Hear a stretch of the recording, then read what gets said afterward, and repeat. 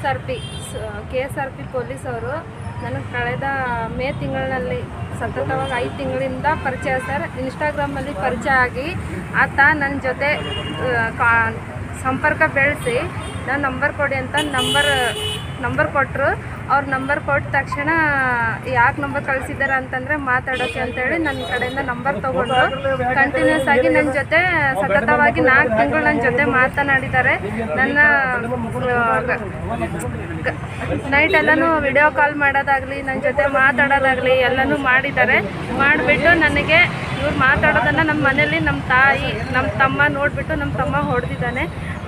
ಕಳೆದ ತಿಂಗಳು ಆಗಸ್ಟ್ 13ನೇ ತಾರೀಕು ಹೈದರಾಬಾದಿಂದ ನನ್ನನ್ನು ಮದುವೆ ಆಗ್ತೀನಂತ ಗುಲ್ಬರ್ಗಕ್ಕೆ ಕರೆಸಿದ್ದಾನೆ.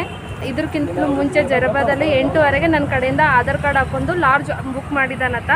ಯಾಕೆ ಹಾಕೊಂಡಿದ್ದೀರ ಆಧಾರ್ ಕಾರ್ಡ್ ಅಂತ ಕೇಳಿದರೆ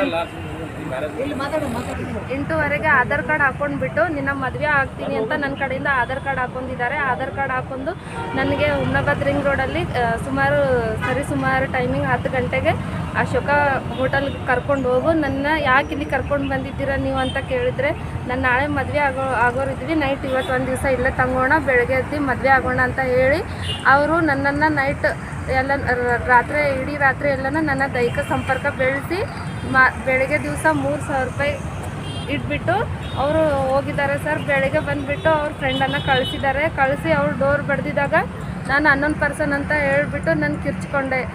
ಆಮೇಲೆ ಲಾಡ್ಜಿನವ್ರಿಗೂ ಕೇಳಿ ವಿಚಾರಿಸಿದಾಗ ನನ್ನ ಜೊತೆ ಈ ರೀತಿ ಅನ್ಯಾಯ ಆಗಿದ್ದು ಗೊತ್ತಾಯಿತು.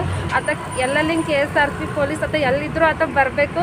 ಆತ ಎಲ್ಲಿದ್ದರೂ ನಾವು ಎಲ್ಲ ಕಡೆ ಕಳೆದ ತಿಂಗಳಿಂದನೂ ನಾವು 35 ದಿವಸ ಆಯಿತು ನಾವು ಮಹಿಳಾ ಪೊಲೀಸ್ ಠಾಣೆಗೆ ಕಂಪ್ಲೇಂಟ್ ಕೊಟ್ಟಿದ್ರು ಕೂಡ ಅರ್ಜಿ ತೊಗೊಳ್ತಾನೆ ಇದ್ದಾರೆ, ಕಳಿಸ್ತಾನೆ ಇದ್ದಾರೆ. ಅವರು ರೆಸ್ಪಾನ್ಸು ಮಾಡ್ತಾಯಿಲ್ಲ. ಕಮಿಷ್ನರ್ವರೆಗೂ ಹೋಗಿದ್ದೀವಿ, ACP ಸರ್ ಬಂದರೆ ತಾವೇ FIR ಮಾಡಿ ಅಂತ ಹೇಳಿದ್ರು ಕೂಡ ಅವರು ರೆಸ್ಪಾನ್ಸ್ ಮಾಡ್ತಾಯಿಲ್ಲ. ನಾನು ಕಂಪ್ಲೇಂಟ್ ಇಶ್ಯೂ ಮಾಡ್ಕೊಳ್ತಾನೆ ಇಲ್ಲ. ದಯವಿಟ್ಟು ಎಲ್ಲೆಲ್ಲಿ ಮೇತ್ರಿನ ಅದು ಯಾವ ಡಿಪಾರ್ಟ್ಮೆಂಟಲ್ಲಿ ಇದ್ದಾನಲ್ಲ ಆತನ ದಯವಿಟ್ಟು ಅಮಾನತ್ ಮಾಡಬೇಕು. ಎಲ್ಲರೂ ದಯವಿಟ್ಟು ಒಂದು ಹೆಣ್ಮಗಳಿಗೆ ಆಗಿರೋ ಅನ್ಯಾಯಕ್ಕೆ ನನ್ನ ಸಮಾಜ ವತಿಯಿಂದ ಯಾರ್ಯಾರು ಬಂದಿರೋ ಎಲ್ಲರೂ ನನ್ನ ನ್ಯಾಯ ಕೊಡಿಸ್ಬೇಕು ಸರ್. ತಮ್ಮ ಹೆಸರು? ನವ್ಯಶ್ರೀ.